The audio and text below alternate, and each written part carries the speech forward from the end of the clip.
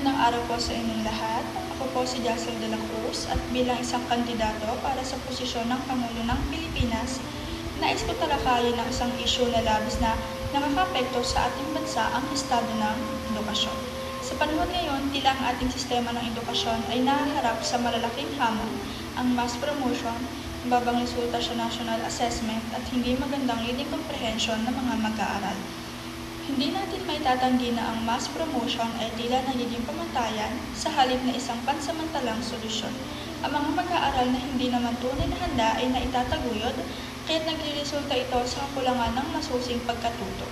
Ang mga resulta ng national assessment ay nagpapakita ng mababang antas ng pag-unawa sa mga pangunahing asignatura tulad ng matematika, siyensya at wika.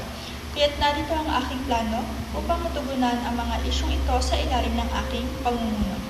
Una, magtatatag tayo ng isang komprehensibong pagsusuri sa sistema ng edukasyon. Gagamitin natin ang mga resulta ng national assessment bilang gabay upang lumikha ng mga targeted interventions.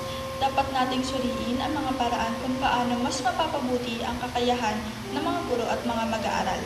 Bibigyan natin ng mga kinakailangang resources at training ang mga guro upang mas mapalakas ang kanilang kakayahan sa pagtuturo at ang mga estudyante ay magkakaroon ng mga makabuluhang learning experience. Ikalawa, pagpapalakas tayo ng mga programa sa literacy at numeracy.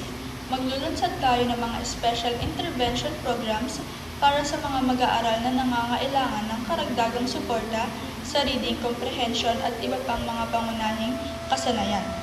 Isasagawa natin ang regular na assessment upang masubaybayan ang kanilang progreso at i-adjust ang mga programa batay sa kanilang pangangailangan. At ikatlo, isusulong natin ang isang makabagong sistema ng edukasyon.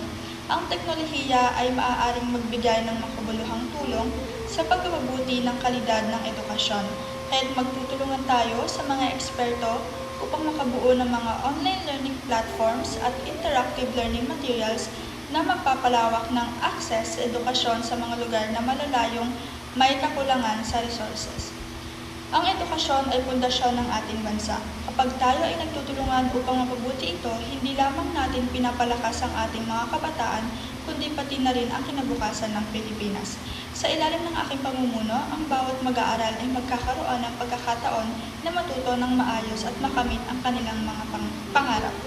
Sama-sama natin itataguyod ang isang edukasyon na magbibigay sa kanila ng tunay na pag-asa at pagkatuto. Maraming salamat po at magandang araw sa inyong lahat.